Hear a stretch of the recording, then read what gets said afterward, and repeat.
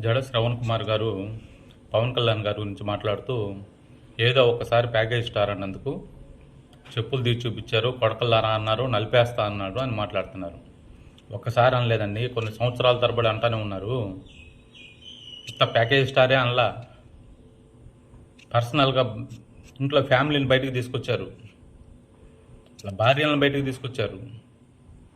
సాక్షాత్తు సీఎం స్థానంలో ఉన్న వ్యక్తే నోటుకు వచ్చినట్టు భార్యల గురించి 4 పిల్లలు 5 పిల్లలు అని చెప్పి మాట్లాడాడు. అప్పుడంతా ఎక్కడికి పోయారు మీరు? అప్పుడు మాట్లాడచ్చు కదండి. ఆయన ఊరికే మాట్లాడలా, ఊరికే చెప్పులు చూపిలా. వైజాగ్లో ఆయన జనవాణి కార్యక్రమం నిర్వహించడానికి వెళ్తే రోడ్లో కరెంట్ తీసేశారు, హోటల్లో నిర్బంధించారు. తెలీదా మీకు? అప్పుడంతా కనపడలేదా? అప్పుడంతా మీరు సమాజంలో లేరా ఏంటి? జన సమాజంలో లేరా అప్పట్లో మీరు? ఎన్నిసార్లు వింటాం విసుగు పుట్టి కట్టలు దగ్గొట్టుకొని అట్లా మాట్లాడాడండి ఆయన. మీ దగ్గర ప్రూఫ్లు ఉంటే చూపించండి రా, లేకుండా ఎందుకు అనవసరంగా మాట్లాడతారు ప్యాకేజ్ తీసుకున్నట్టు అని చెప్పులు చూపించారు. వాళ్ళ భార్యల గురించి ఊరికే మాట్లాడుతూ ఉంటే ఎవరికి ఏమి ఇవ్వకుండా వాళ్ళు ఒకరిని మోసం చేసి ఇంకొకరిని పెళ్లి చేసుకున్నాడు అని చెప్తా ఉంటే వాళ్ళకి ఎవరికి ఎంత ఇచ్చింది కూడా వివరించి చెప్పాడు ఆయన. అప్పుడంతా మీకు వినపడలేదా? వాళ్ళ దగ్గర పక్కన పెట్టండి. మీరేం చేశారు? ఇటీవల రోజుకి 5 కోట్లు తీసుకొని నెలకు 150 కోట్లు తీసుకుంటున్నాడు ప్యాకేజ్ అని చెప్పలేదా మీరు? ప్రతిరోజు 5 కోట్లు తీసుకొని హైదరాబాద్ పోతున్నాడని చెప్పలేదా మీడియా ముందు?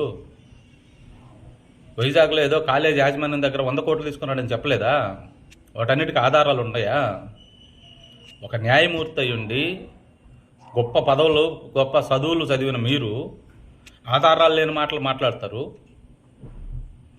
జగన్మోహన్ రెడ్డి గారి దగ్గర మీరు డబ్బులు తీసుకొని మాట్లాడుతున్నారా అంటే మీకు బూట్లు చూపించేస్తారు. జనసేన వాళ్ళకి సంస్కారం లేదు, చెప్పులు చూపిస్తున్నారు. మీ సంస్కారం ఏమైంది?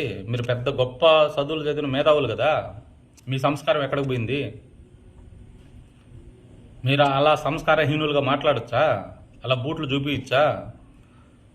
మీరు బూట్లు చూపించారు. జన సైనికులు జనసేన నాయకులు బూట్లు చూపిస్తే ఎన్ని వస్తాయి మీకు తెలుసా? మీ ముఖానికి ఎన్ని బూట్లు వచ్చి మీ ముఖం మీద పడితే తెలుసా? అలా చేయించుకోవాలా? అదేమంటే నేను ఎవడికి భయపడను అది ఇదని మాట్లాడతారు. ఎవడు భయపడమన్నాడు మిమ్మల్ని? ఎవడికి భయపడమన్నాడు? ఎవడికి భయపడాల్సిన అవసరం లే. పద్ధతిగా మాట్లాడితే పద్ధతిగానే ఉంటుంది.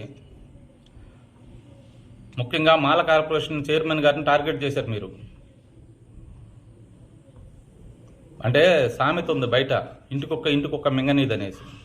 ఒక మనిషి మన సామాజిక వర్గానికి ఒక మనిషి ఎదుగుతుంటే చూడలేరు మీరు, ఓర్చుకోలేక ఆయన టార్గెట్ చేస్తున్నారు.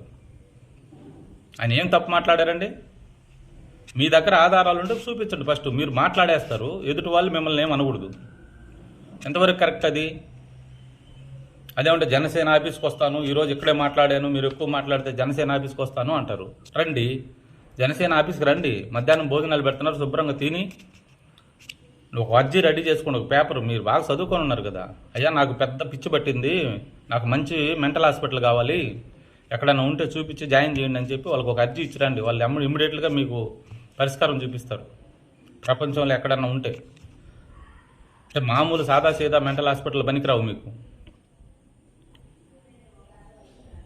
మంచి హాస్పిటల్ చూసి జాయిన్ చేస్తారు వాళ్ళు.